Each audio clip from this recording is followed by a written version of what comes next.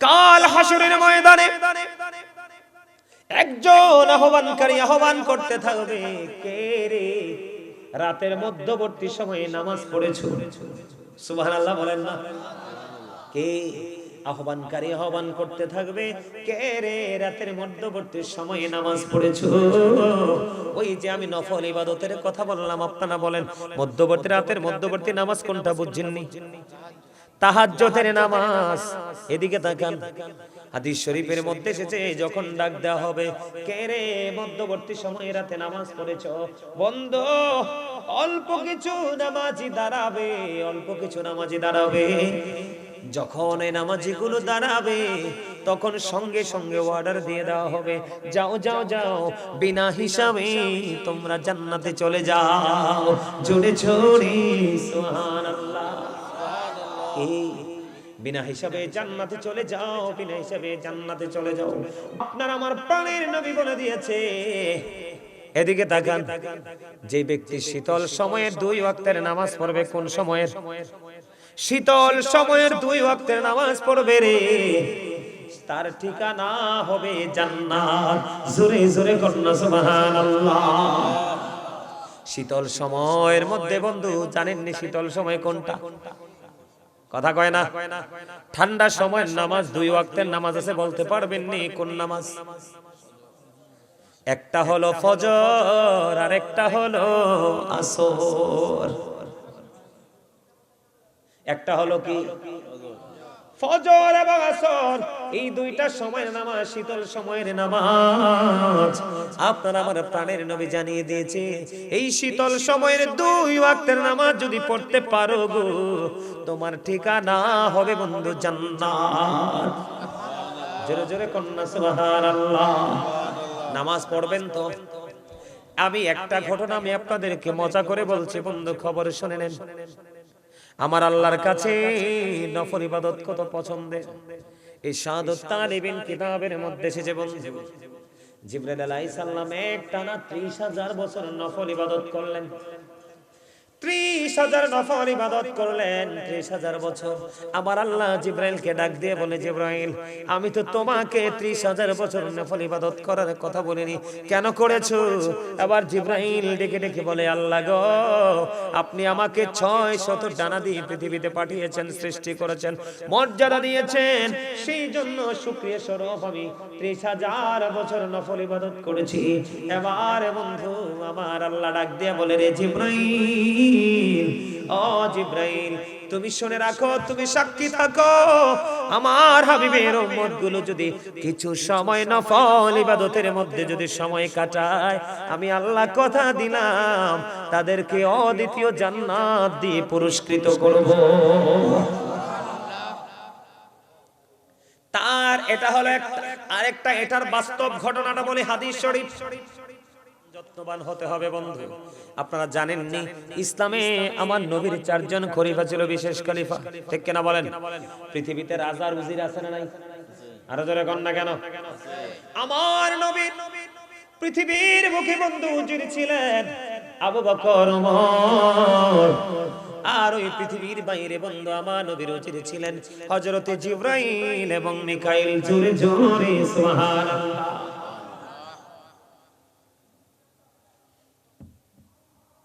কেমন করে বন্ধু সাহাবীরা নামাজ পড়েছে খেয়াল করেন। হযরত আবু বকর সিদ্দিক রাদিয়াল্লাহু তাআলা আনহু, তিনি যখন দ্বীনের মধ্যে যখন তিনি কি হলেন, দীক্ষিত হলেন, এবার দ্বীনের জন্য সকল সম্পত্তি তিনি খরচ করতে লাগলেন। খরচ করতে করতে করতে করতে বন্ধু একটা পর্যায়ে তিনি দুস্থ হয়ে গেলেন। খেয়াল করেন সাহাবায়ে কেরামদের তাকওয়া, সাহাবায়ে কেরামের নামাজ, সাহাবায়ে কেরাম আমার নবীর হুকুম কেমন করে মানতো, একটা একটা করে বিভিন্ন দিক থেকে তথ্য দিচ্ছে, নিয়ে যান। আর আমরা কেমন করে নামাজ পড়ি বন্ধু? আবু বকর সিদ্দিক দুস্থ হয়ে গেল, কিন্তু আজকের মসজিদে আজান হয়ে গেল, নামাজ শুরু হয়ে যাবে রে। আবু বকর যে নামাজ পড়তে হবে, নামাজ পড়ার মতো পোশাকও ওনার নাই। এবার আবু বকর সিদ্দিক রাদিয়াল্লাহু তাআলা আনহু কি করলেন, গায়ের মধ্যে ছোট্ট একটা জামা রে, ও বন্ধু, গায়ের মধ্যে ছোট্ট একটা জামা, এই জামা দিয়ে তিনি জামা বানাবে, নামাজের জন্য ফরজ পোশাক বানাবে। ওনার ঘরের মধ্যে বালিশ আছে দুইটা, বালিশের গিলাপ দুটো ছিঁড়ে ফেললেন, নিজের গায়ের সামার সাথে বন্ধু যুক্ত করবেন, সেলাই করবেন, জামা বানাবেন। খেজুর কাটাকে বানাইলেন সুই, আর খেজুর পাতাকে বানাইলেন বন্ধু সুতা। জামা বানায় এদিক দিয়ে বসে বসে আজান হয়ে গেছে রে, নবীজি মসজিদের মধ্যে অবস্থান করতেছে। আমি এখন কি করব? আমি তো নামাজও ছাড়তে পারবো না, পোশাকের অজুহাত দিয়ে আমি নামাজ থেকে দূরেও থাকতে চাই না। আমি নামাজ পড়বো কেমন করে? আমি নামাজ পড়বো। এবার গায়ের ছোট্ট জামার সাথে বন্ধু বালিশের গিলাপ ছিঁড়ে খেজুর কাটা এবং খেজুর পাতা দিয়ে সেলাই করে করে জামা বানাইয়া নামাজ পড়তে যখন চলে গেলেন, এবার আমার নবীজি একটা ডাক দিয়ে বললেন, রে আবু বকর, আমি থাকা অবস্থায় আপনাদের এই অবস্থা, আমি চলে গেলে না জানি কি হবে। আসলে কি আবু বকরের অবস্থার খবর নবী জানে কি জানে না? জানার মতোই পাওয়ার আল্লাহ দিছে কি দিছে না? এবার কি করলেন আমার নবী? কোনো কিছু বললেন না। আবু বকর আসলো, আমার নবী নামাজ পড়ে ফেললেন। নামাজ শেষে বন্ধু সংক্ষিপ্ত পরিসরে দোয়া করে দিলেন। আমার নবীজি নামাজ কমপ্লিট করে যখন মসজিদ থেকে বের হলো, বের হওয়ার পরে বন্ধু এবার মসজিদের দরজার দিকে দাঁড়াইয়া দেখে রে, আজকে জিবরাইল খেজুর পাতার পোশাক পরে আমার নবীর সামনে। জোরে জোরে কন্যা সুবহানাল্লাহ।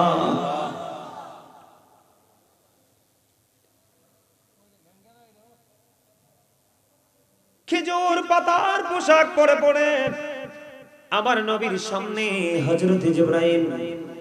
আমার নবী যে একটা ডাক দিয়ে বললেন, রে জিবরাইল, আজকে আপনার পরনে খেজুর পাতার পোশাক কেন দেখা যায় গো? এবার জিবরাইল আলাইহিস সালাম ডেকে ডেকে বললেন, ইয়া রাসূলুল্লাহ, ইয়া হাবিবাল্লাহ, নবী গো, ও প্রাণের নবী, আপনি চাইয়া দেখেন আবু বকরের জামা নাই, নামাজ পড়ার মতো পোশাক নাই গো, তারপরেও তিনি নামাজ ছাড়বে না। আপনি চাইয়া দেখেন ইয়া রাসূলুল্লাহ, আবু বকরের পরনে খেজুর পাতার পোশাক দেখা যায়। আবু বকর যখন খেজুর কাটা এবং খেজুর পাতাকে সুই সুতা বানাইয়া জামা বানায়, আমার আল্লাহ সকল আসমানের ফেরেশতাদেরকে ডেকে বলেছে, রে ফেরেশতারা, আজকে আমার আবু বকরের সম্মানার্থে তোমরা সবাই খেজুর পাতার পোশাক পরে না। অথচ আপনার আমার ঘরে কত সুন্দর সুন্দর পাঞ্জাবি জামা আছে, আমরা এগুলো নামাজের জন্য ইউজ করি না। দোকানে যেটা পরে যাই সেটা পরে মসজিদেও যাই, বাজারে যেটা পরে যাই সেটা পরে মসজিদেও যাই।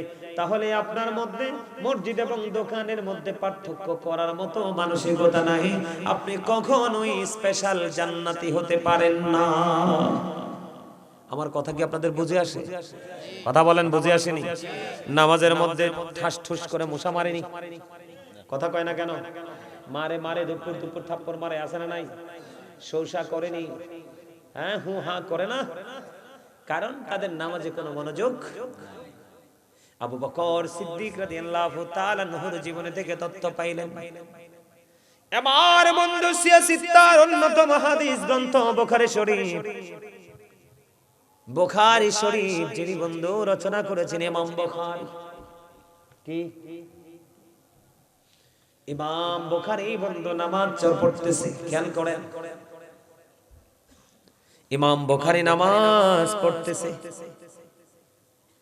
ইমাম বুখারী নামাজ পড়তেছে, নামাজরত অবস্থায় ওনাকে বিষাক্ত পোকা কামড় দিচ্ছে, কিন্তু নামাজ তো ভাঙে না, নামাজ শেষ করে না। নামাজে কতটা মনোযোগী, নামাজ পড়ার ক্ষেত্রে কতটা সচেতন ছিলেন আমাদের পূর্বসূরি আইম্মায়ে কেরাম। ইমাম বুখারীর নামাজ শেষ হয়ে গেল। নামাজ শেষ হয়ে যাওয়ার পরে আবার ছাত্রকে ডাক দিয়ে বলল, দেখো গো, আমার পিঠের মধ্যে কি? এবার ইমাম বুখারীর ছাত্র জামাটা উঠালেন, জামাটা উঠায় দেখে রে বিষাক্ত ভিঙ্গুল পোকা। কি পোকা? বেঙ্গল পোকা দেখছেন নি? এটা কিন্তু ছোট্ট করে বড় করে বড় বড় অনেক বড় করে বাসা বনে। এইটা যদি একবার কাউকে টার্গেট করে কামড়াইয়া মেরে ফেলে। আমার নিজের চোখের সামনে দেখেছি, আমার গ্রামে আজ থেকে 10-11 বছর আগে একজন মুরব্বী মহিলাকে বন্ধু এই ভেগুলে কামড়াইয়া মাইরা ফেলাইছে, হসপিটালে নেওয়ার সুযোগ পায় নাই। এবার বুঝেন ওই ভেগুলের বিষ কত জঘন্য। ওই ভেগুল পোকা একটা নয় দুইটা নয়, ও বন্ধু, ইমাম আজম আবু হানিফার পেটে একটা নয় দুইটা নয় 10-10টা কামড় দিয়েছে এই বিষাক্ত পোকা। এবার ছাত্র উঠায়া দেখে উস্তাদের পেটে 10টা কামড় রে। এবার ছাত্র প্রশ্ন করলো, গমনি হুজুর এই ভয়ঙ্কর পোকাগুলো একটা নয় দুইটা নয় আপনাকে 10টা কামড় দিল, আপনি কোনোভাবেই কি ফিল করতে পারেননি? আপনি ধারাবাহিকভাবে নামাজ চালিয়ে গেলেন। এবার ইমাম বুখারী একটা ডাক দিয়ে বললেন, আমি যখন নামাজের জন্য দাঁড়িয়ে গেলাম রে, ও বন্ধু, আমি যখন নামাজের জন্য দাঁড়িয়ে গেলাম, কিবলামুখী হয়ে গেলাম, আমি এতটাই মনোযোগী হয়ে নামাজ পড়ছিলাম, এত প্রেমময় এত মধুময় ভাবে আমি কোরআন তেলাওয়াত করছিলাম। আমি কোরআন তেলাওয়াত করতে করতে করতে করতে নামাজ পড়তে পড়তে আমার ওই নামাজের মধ্যে কোরআন তেলাওয়াতের মধ্যে তো প্রেম এত মধু আমি খুঁজে পেয়েছি, ওই বিষাক্ত পোকার কামড়ে আমি একটু অনুভব করতে পারিনি। জোরে জোরে কন্যা সুবহানাল্লাহ। এখন আপনাকে আমাকে বিষাক্ত পোকায় বন্ধ কামড় দিতে হয় না, আপনি আমি মশা বসলেই আমি বসতে পারি। আমাকে অনেক সময় মানুষ ফোন করে, হুজুর আমার একটা সমস্যা। কই কি? কয় আমি নামাজ যখন দাঁড়াই 2 রাকাত পড়ছি না 3 রাকাত পড়ছি মনে থাকে না, 1 রাকাত পড়ছি না 2 রাকাত পড়ছি সেটা মনে থাকে না। মনে থাকবে কি করে? আপনি তো নামাজ লোক দেখানোর জন্য পড়তে এসেছেন। বলে হুজুর এটা কি শুধু লোক দেখানোর ক্ষেত্রে হয়? না না, অনেক সময় বয়সের কারণে এটা হয়, বার্ধক্য জনিত কারণে এটা হয়। এই জন্য আমি আপনাদেরকে বলবো নামাজ অত্যন্ত মনোযোগ সহকারে পড়তে হবে বন্ধু। আমাদের পাশের দেশ ভারত, ভারতে একজন আল্লাহর ওলি আছে, চিনেননি? তার নাম কি? খাজা গরিবে নওয়াজ, খাজা মঈনুদ্দিন। আছে না নাই? কথা বলেন না কেন? আজমির শরীফে গেছেননি আপনারা কেউ? আমি গেছি রে, ওখানে না গেলে বন্ধু বোঝা যায় না কত প্রেমের মানুষ ওনার দরবারে জিয়ারত করতে যায়। খাজা গরিবে নওয়াজ আপনারা জানেন কিনা জানি না, কম পক্ষে 40 বছর। কত বছর? কম পক্ষে 40 বছর খাজা গরিবে নওয়াজ এশারের উঁচু দিয়ে ফজরের নামাজ পড়েছে। জোরে জোরে কন্যা সুবহানাল্লাহ। আর আপনি আমি বাড়ি থেকে মসজিদে যাই, যাই ওযুটা আছে না নাই কইতে পারি না। কথা বলেন না কেন? বাসা থেকে ওযু বানাইয়া মসজিদে গেছি, মসজিদে যাওয়ার পরে মনে পড়ে না ওযুটা বানাইলাম কিনা।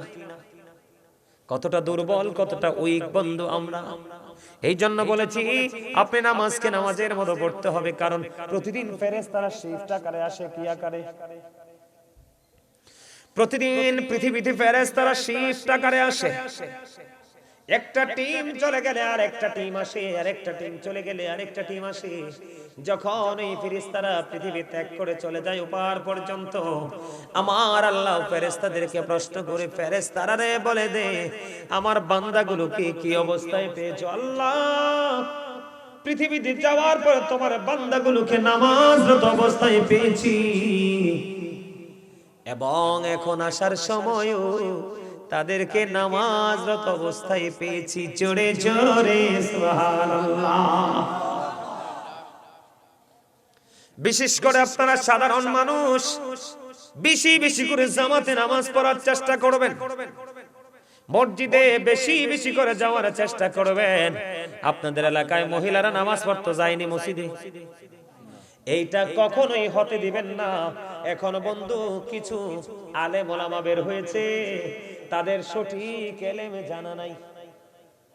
মহিলাদেরকে মসজিদ থেকে, বাড়ি থেকে মসজিদে যেয়ে নামাজ পড়ার জন্য উৎসাহিত করে। আছে না নাই? আমার দিকে তাকান, আমি কি বলি? আমি গাজী সুলাইমান দামি না, আমার নবী দামি? কথা কয় না কেন? আপনার পছন্দের হুজুর দামি নাকি আমার নবী দামি? কথা কয় না কেন? হাদিস শরীফের মধ্যে এসেছে, আমার দিকে তাকান, হযরত উম্মে হুমায়রা রাদিয়াল্লাহু তাআলা আনহা হাদিস শরীফের মধ্যে এসেছে, আমার নবীকে বললেন, ইয়া রাসূলুল্লাহ, আমি আপনার পিছনে নামাজ পড়তে পছন্দ করি। এবার আমার নবী একটা ডাক দিয়ে বললেন, আমি জানি তুমি আমার পিছনে নামাজ পড়তে চাও, তুমি আমার পিছনে নামাজ পড়তে পছন্দ করো, তবে আমি বলে দিলাম রে, আমি নবীর পিছনে নামাজ পড়ার চাইতে তোমার ঘরের অভ্যন্তরের নামাজ অনেক বেটার। সুবহানাল্লাহ বলেন না কেন? আরো জোরে। আল্লাহর হাবিব বলেছেন, ঘরের বারান্দায় নামাজ পড়তে পারবা না। কি করতে পারবা না? হাদিস শরীফের মধ্যে এসেছে, আপনারা আমার প্রাণের নবী বলে দিয়েছেন, বারান্দার নামাজের চাইতে অনেক গুরুত্ব, অনেক দামি হলো, অনেক দামি হলো ঘরের। ও বন্ধু, বারান্দার নামাজের চাইতে নারীদের জন্য উত্তম নামাজ হলো তার ঘরের অভ্যন্তরের নামাজ। পুরুষেরা ঘরে নামাজ পড়ার চাইতে জামাতে মসজিদে এসে নামাজ পড়লে 25 গুণ পর্যন্ত সওয়াব। এক রাকাতে কত রাকাত? আল্লাহর হাবিব সরকারে মদিনা তিনি জানিয়ে দিয়েছেন, মহিলারা, ও বন্ধু মহিলারা, বাহিরে এসে নামাজ পড়ার চাইতে ঘরের অভ্যন্তরে নামাজ পড়া তার এক রাকাতে 25 রাকাতের সওয়াব।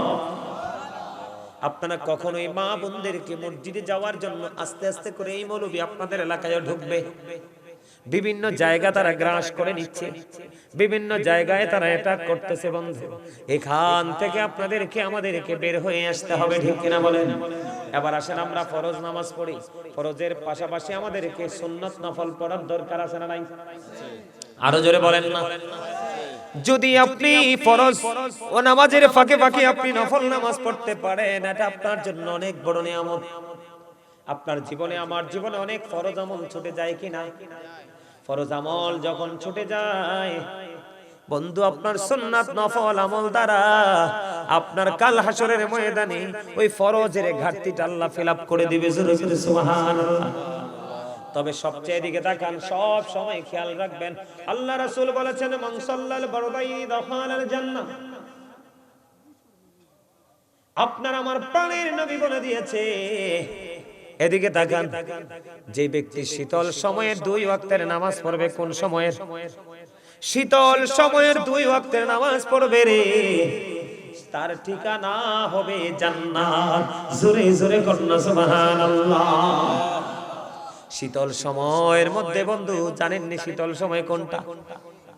কথা কয় না। ঠান্ডা সময়ের নামাজ 2 ওয়াক্তের নামাজ আছে, বলতে পারবেন নি কোন নামাজ? একটা হলো ফজর আর একটা হলো আসর। একটা হলো কি? ফজর এবং আসর, এই দুইটা সময়ের নামাজ শীতল সময়ের নামাজ। আপনার আমার প্রাণের নবী জানিয়ে দিয়েছে, এই শীতল সময়ের 2 ওয়াক্তের নামাজ যদি পড়তে পারো গো, তোমার ঠিকানা হবে বন্ধু জান্নাত। জোরে জোরে কন্যা সুবহানাল্লাহ। নামাজ পড়বেন তো? আমি একটা ঘটনা আমি আপনাদেরকে মজা করে বলছি বন্ধু, খবর শুনে নেন। আমার আল্লাহর কাছে নফল ইবাদত কত পছন্দের। এই শাহাদাত তালিবিন কিতাবের মধ্যে এসেছে বন্ধু, জিবরাইল আলাইহিস সালাম একটানা 30,000 বছর নফল ইবাদত করলেন। 30,000 নফল ইবাদত করলেন, 30,000 বছর।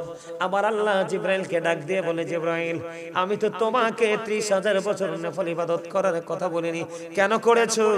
আবার জিবরাইল ডেকে ডেকে বলে, আল্লাহ গো, আপনি আমাকে 600 ডানা দিয়ে পৃথিবীতে পাঠিয়েছেন, সৃষ্টি করেছেন, মর্যাদা দিয়েছেন, সেই জন্য শুকরিয়া স্বরূপ আমি 30,000 বছর নফল ইবাদত করেছি।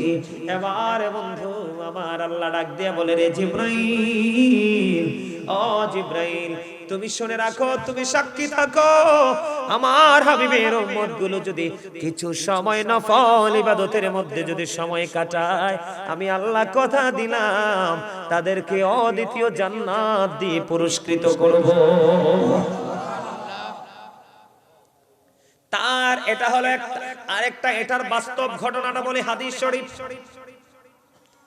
কাল হাসরের ময়দানে একজন আহ্বানকারী আহ্বান করতে থাকবে, কে রে রাতের মধ্যবর্তী সময়ে নামাজ পড়েছো?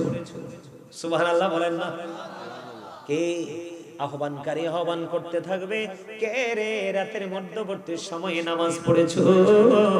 ওই যে আমি নফল ইবাদতের কথা বললাম, আপনারা বলেন মধ্যবর্তী রাতের মধ্যবর্তী নামাজ কোনটা বুঝছেননি? তাহাজ্জুদের নামাজ। এদিকে তাকান, হাদিস শরীফের মধ্যে এসেছে যখন ডাক দেওয়া হবে, কে রে মধ্যবর্তী সময়ে রাতে নামাজ পড়েছো? বন্ধু অল্প কিছু নামাজি দাঁড়াবে, অল্প কিছু নামাজি দাঁড়াবে। যখন এই নামাজিগুলো দাঁড়াবে তখন সঙ্গে সঙ্গে অর্ডার দিয়ে দেওয়া হবে, যাও যাও যাও, বিনা হিসাবে তোমরা জান্নাতে চলে যাও। জোরে জোরে সুবহানাল্লাহ। বিনা হিসাবে জান্নাতে চলে যাও, বিনা হিসাবে জান্নাতে চলে যাও, জান্নাতে চলে যাও। জান্নাতে চলে যাওয়ার জন্য বন্ধু অর্ডার দিয়ে দেবে। আর যারা রাতের মধ্যবর্তী সময়ে নামাজ পড়তে পারোনি, তারা বিচারের জন্য প্রস্তুত হও। তাহলে নফলের দাম আছে না নাই? এবার আসেন, আপনাদের সবার সুপরিচিত একটা নামাজ আছে বন্ধু, মাগরিবের নামাজের পরে 6 রাকাত তাওবিন নামাজ পড়ে কি পড়ে না? 2 রাকাত করে আমরা 6 রাকাত তাওবিন নামাজ পড়ি, ঠিক কিনা বলেন? কয় রাকাত করে করে? কিন্তু এই নামাজটা কেমন করে পড়বেন মজাটা বুঝে নেন, মজাটা বুঝে নেন, শিখে নেন, জেনে নেন মজা কত বন্ধু এটার মধ্যে। আপনার আমার প্রাণের নবী বলেছেন, মাগরিবের নামাজ তুমি পড়ে ফেলেছো, তোমার কোনো প্রয়োজন নেই কথা বলার, তুমি কোনো প্রয়োজন মনে করো না, কথা বলবা না। যদি প্রয়োজন বিশেষ হয় তুমি কথা বলতে পারবা। তুমি যদি তোমার কোনো প্রয়োজন যদি না হয়, তুমি কি করবে না? কোনো কথা বলবে না। সোজা মাগরিবের নামাজ শেষ করে তুমি তাওবিন নামাজটা আদায় করে নেবে। হাদিস শরীফের মধ্যে এসেছে, আপনারা আমার প্রাণের নবী জানিয়ে দিয়েছেন, কোনো প্রয়োজনীয় কথা না বলে কেউ যদি মাগরিবের নামাজ শেষ করার পরে 6 রাকাত তাওবিন নামাজ পড়তে পারো গো, আমার নবীজি জানিয়ে দিয়েছে এই নিয়মে একদিনের তাওবিন নামাজ পড়ার কারণে তার আমলনামায় 12 বছরের নফল ইবাদতের সওয়াব দেয়া হবে। তাই নামাজ পড়লে লাভ না লস? আরো জোরে কোন, আরো জোরে। নামাজ দিয়ে সর্বশেষ হাদিস বলি বন্ধু, সুন্নাত নামাজে আসেন, বের হয়েছে সুন্নাত লাগে না, নফল লাগে না, কিন্তু আমি আপনাদেরকে বলে দেই, আপনি সারা জীবন ফরজ ওয়াজিব আমল করে যাবেন। ইচ্ছে করে যদি আপনি কোন সুন্নাত ছেড়ে দেন, নবীজি আপনাকে উম্মত বলে স্বীকার করবে না। আমার নবী যদি আপনাকে উম্মত বলে স্বীকার না করে রে, আপনাকে মুক্তি দেওয়ার কেউই নাই। আমি আপনাদেরকে বলে দেই মজার খবর, সুন্নাত এতক্ষণ নফল নিয়ে বললাম, প্রতিদিন আপনার আমার জন্য 12 রাকাত সুন্নাত নামাজ আছে। কয় রাকাত? 12 রাকাত সুন্নাত নামাজ আছে রে। আমার নবীজি বলেছেন এই 12 রাকাত সুন্নাত নামাজ যদি কেউ প্রতিনিয়ত কন্টিনিউয়াসলি যদি তুমি সুন্নাত 12 রাকাত পড়তে পারো, আল্লাহ রাব্বুল আলামিন কথা দিয়েছে তোমার জন্য আল্লাহ স্পেশাল জান্নাতে ঘর বরাদ্দ দিবে। হুজুর এই 12 রাকাত সুন্নাত নামাজ এগুলো কি কোথায় কোথায় বন্ধু? ফজরের ফরজ নামাজের আগে আছে 2 রাকাত সুন্নাত। এই 2 রাকাত সুন্নাত খেয়াল করেন, আমরা 2 রাকাত ফরজ পড়ি না জামাতে বা একাকী? ফরজ নামাজের আগে ফজরের নামাজ তো 4 রাকাত, ফরজ নামাজের আগে যে 2 রাকাত সুন্নাত আছে। জোহরের নামাজে ফরজ পড়ার পরে 2 রাকাত সুন্নাত আছে। কথা বলে না কেন? আছে না নাই? আরো জোরে বলেন, আরো জোরে বলেন। এবং ফরজের আগে 4 রাকাত সুন্নাত আছে। আছে না নাই? জোহরের নামাজের মধ্যে পেয়ে গেলাম 6 রাকাত, ফজরের নামাজের মধ্যে ফরজের আগে পেয়ে গেলাম 2 রাকাত। 8 রাকাত, আর মাগরিবের জামাত 3 রাকাত ফরজ পড়ার পরে আছে 2 রাকাত, এশারের জামাত পড়ার পরে ফরজ পড়ার পরে আরো আছে 2 রাকাত সুন্নাত। এই 12 রাকাত সুন্নাত যদি কেউ কন্টিনিউ যদি করতে পারো, আপনার আমার প্রাণে নবী জানিয়ে দিয়েছে তোমার জন্য জান্নাতে ঘর বরাদ্দ। তাহলে নামাজে লাভ আছে না নাই? নামাজ পড়বেন তো? আরো জোরে বলেন। নাকি নামাজ ছেড়ে দিবেন? নামাজ পড়বেন তো? পড়ার মতো। কিসের মতো? পড়ার মতো করে পড়বেন। ওযুটা ভালো করে করবেন। প্রস্রাব করার পরে পানিটা ভালো করে হেঁটে ক্লিয়ার করে তারপরে পানি খরচ করবেন। পবিত্রতা আমার আল্লাহর বেশি পছন্দ। ইন্নাল্লাহা ইউহিব্বুত তাওয়াবিনা ওয়া ইউহিব্বুল মুতাহহিরিন। যারা তওবা করে নিশ্চয়ই আল্লাহ রাব্বুল আলামিন তওবা করে এবং পবিত্র যারা থাকে তাদেরকে আমার আল্লাহ পছন্দ করে। সুবহানাল্লাহ কয় না? মানে যারা পবিত্র থাকে এবং তওবা করে, তওবা দ্বারা কি হওয়া যায়? পবিত্র হওয়া যায়। গুনাহ থেকে পবিত্র হওয়া যায় না? কথা কয় না। আর ওযু দ্বারাও তো পবিত্র হওয়া যায়। এই দুই পবিত্রতা আল্লাহর খুবই পছন্দ। আর ওই যে ঢিলাগুলো বাবার দিকে তাকান, আমাদের কিন্তু এখনকার ছেলেরা তো ঢিলাগুলো নিতেই জানে না। এটা তো নিতেই জানে না, এই জন্যই তো বললাম। সম্মানিত উপস্থিতি, এটা অত্যন্ত গুরুত্বপূর্ণ। আপনি কিন্তু হুট করে প্রস্রাব করে পায়খানা করে কিন্তু পানি খরচ করলে হবে না। হবে? হবে না, হবে না। আপনাকে ঢিলাগুলো ব্যবহার করতে হবে, নিয়ম জেনে করতে হবে, বুঝে করতে হবে, তারপরে পানি খরচ করতে হবে। এখন তো আমরা কি কমু কর না, এখন তো কত মোল্লা বের হইছে, কয় পানি খরচ করলে বলে সারে। নাউজুবিল্লাহ কর না, আরো জোরে কর। এই জন্য বলছি আপনাদের সন্তানেরা, আপনাদের নেক্সট যে প্রজন্মের লোকেরা, তারা যদি এখনই যদি হক্কানি আলেমদের সংস্পর্শে না আসে, এগুলো যদি তারা না জানে, যেইভাবে আমাদের মতো কিছু দাড়িওয়ালা টুপিওয়ালা পাগড়িওয়ালারা সমাজকে জাতিকে ধ্বংস করে দিচ্ছে, গোমরা করে দিচ্ছে, গোমরাহির দিকে নিয়ে যাচ্ছে, আমার কাছে অনেক বেশি ভয়, আমি অনেক বেশি আতঙ্কিত। তার কারণ হচ্ছে কি জানেন? ওরা একটা কৌশল অবলম্বন করে। কি করে? আপনাকে আমল থেকে বাঁচাই দিবে। কি করবে? এটা নাই, ওটা নাই, এটা করা লাগবে না, ওটা করা লাগবে না। আপনি তো মনে করবেন আরে আমাকে তো হুজুর ফ্রি করে দিছে। কি করে দিছে? ফ্রি করে দিছে। এই হুজুরে না বালা, কম করে দিয়ে গেছে, কম করলে নাকি চলবে। এটা কিন্তু আপনার জন্য বড় গজব। আরে আমার নবী রাহমাতুল লিল আলামিন, ওনার জীবনে তো তিনি কম করে নাই। নামাজে দাঁড়াইলে ফা মুবারক ফুলে যেত, লোহ মুবারক বের হয়ে আসতো, তারপরে নামাজ শেষ হতে না। আর আপনি আমি জুম্মার দিন, এটা এত বড় নিয়ামতের দিন, সবার পরে যাই এবং সালাম পেরানোর পরে তো যুদ্ধ শুরু হয়। এখন তো মুনাজাতও দেয় না, মুনাজাত দেয় না, সালাম নাই, কালাম নাই, সুন্নাত নফল নাই। এই নামাজ দিয়ে কোনো ফায়দা হবে না। আজকে এক ফিস সাহেব আপনার কনসার্টে আইছে, অনলাইনে দেখেন, আমি বলবো না, আমি মানুষের থেকে শুনছি, ইন্ডিয়া থেকে, বাংলাদেশের থেকে আইছে, কনসার্টে আসছে ফিস সাহেব। এখন এই ফিরের কাছে যেতে মায়াত হইছে, হাতের উপায় কি? কোন ফিস সাহেব কি কোন কনসার্টে আসতে পারে? কথা বলে আসতে পারে? ওই যে আমার একটা গল্প মনে হইছে, কইলে যাবি। আরে বেটা ওই হেই হেই ফিস সাহেব, এইও আমার একটা কথা মনে হইছে, কইলে যাবি। আমার কথা না, ওই ফিস সাহেবের ডায়লগ। কই ফিস সাহেব আজকে কনসার্টে আসছে, কয়দিন আগে কইছে ইসলামী ব্যাংকে অ্যাকাউন্ট করা নাকি ফরজ। আজকে কুমিল্লা কান্দিরপাড় টাউন হলে ফিস সাহেব কনসার্টে আসছে। স্টেডিয়ামে নি, স্টেডিয়ামে কই দেখছেন? ওই ওরা জানে, আমি জানি না। আমি আমি আমি শুনছি ক হুজুর, ক হুজুর কই যাবো আমরা? আমি কো কি হইছে? কয় ফিস সাহেব তো কনসার্টে আইছে। আমি কো দোতা মিস্ত্রির কাছে গেলে তো ঘর উঠবে না। কিও? কারণ মিস্ত্রি জলি বসানোর জায়গায় এক জায়গায়, ওটা ফিটা দিব আরেক জায়গায়, শেষ মি। কথা কয় না কেন? দোতা না,